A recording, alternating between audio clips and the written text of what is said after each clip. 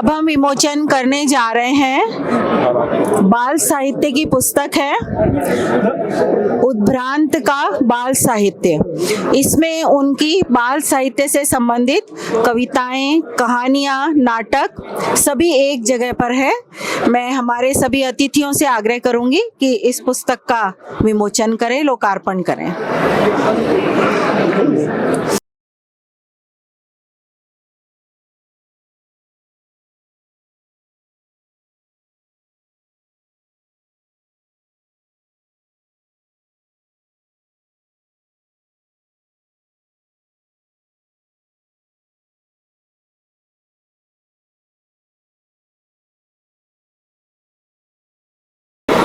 इस पुस्तक के लिए मैं हमारे लेखक उद्भ्रांत जी को बहुत बहुत बधाई और शुभकामनाएं देती हूं और उनसे आग्रह करती हूं कि इस पुस्तक के विषय में वे 2 शब्द कहें। सबसे पहले बहुत बहुत आभार और धन्यवाद अदा करूंगा डॉक्टर नीरज शर्मा जी का, वनिका प्रकाशन की स्वत्वाधिकारी, जिन्होंने मेरा बाल साहित्य एक समय में मैंने लिखा था काफ़ी, वर्ष 1964 से लेकर 1972 तक जितना मैंने काम किया वो सब इसमें आपको मिलेगा। लगभग 12-13 बच्चों की पुस्तकें हैं और वो एक जगह आ गई। काफ़ी समय से ये बाल साहित्य मेरा अनुपलब्ध था, तो ये एक बड़ा काम हो गया है। बाल साहित्य में रुचि रखने वाले जितने भी हमारे मित्र हैं उनको एक जगह ये सब मेरी चीज़ें मिल जाएंगी।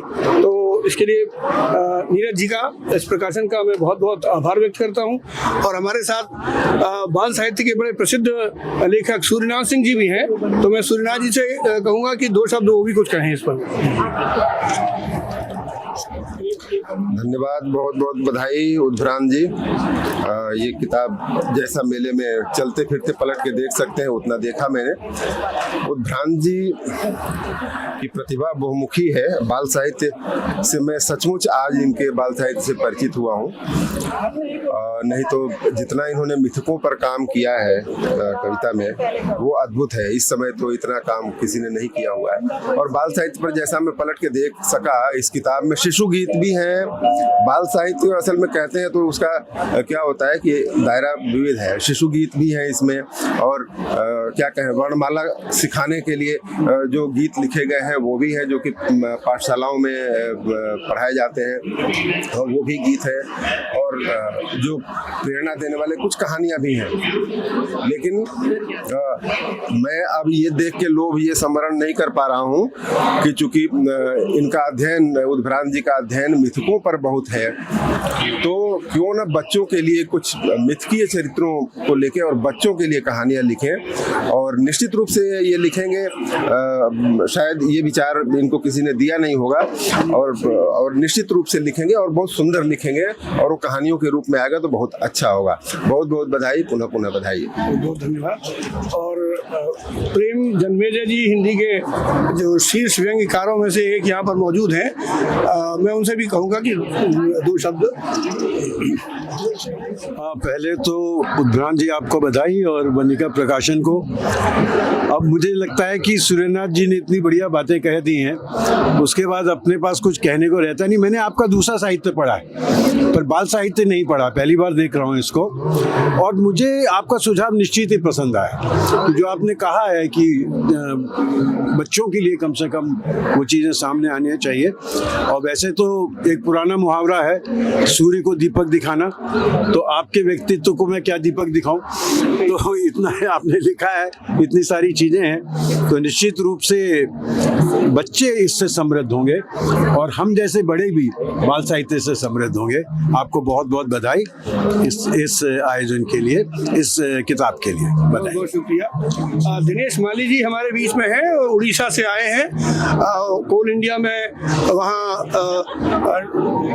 महाप्रबंधक हैं, और इनकी करीब 30 से ऊपर किताबें हैं, जिन्होंने अनुवाद पर भी बहुत काम किया है। उड़ीसा से हिंदी में बहुत काफ़ी महत्वपूर्ण काम इन्होंने किया है।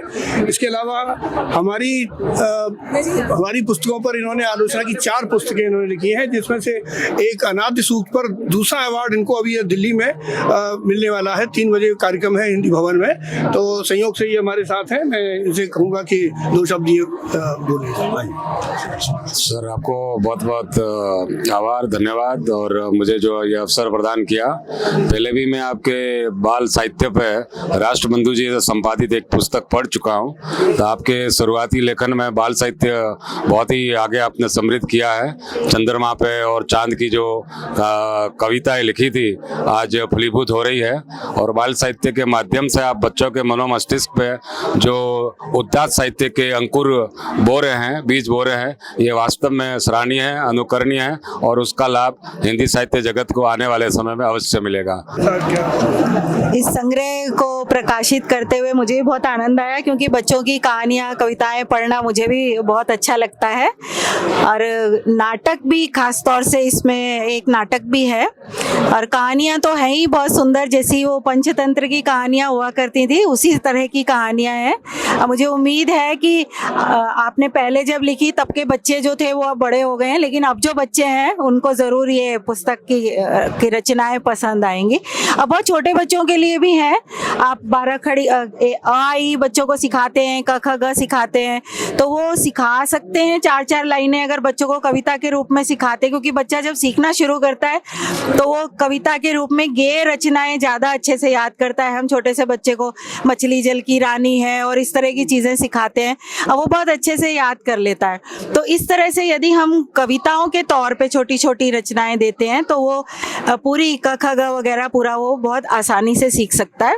और इसके साथ एक और अच्छी चीज़ है कि इसमें जो चित्र हैं वो कलर पेजेस हैं, ताकि बच्चा उसमें कलर भी भर सकता है, तो वो पेंटिंग भी कर सकता है, तो ये एक आनंद और वो साथ में ले सकता है। तो यही मेरा इसके पुस्तक के साथ अनुभव रहा, बहुत अच्छा। और मैं आदरणीय उद्भ्रांत जी को बहुत बहुत शुभकामनाएं देती हूँ, और मैं चाहती हूँ कि आप आगे भी बाल साहित्य रचते रहें, क्योंकि पहले आपने रचा है तो अब आप आगे भी रच सकते हैं। बहुत बहुत शुभकामनाएं और बधाई पुनः देती हूँ मैं आपको।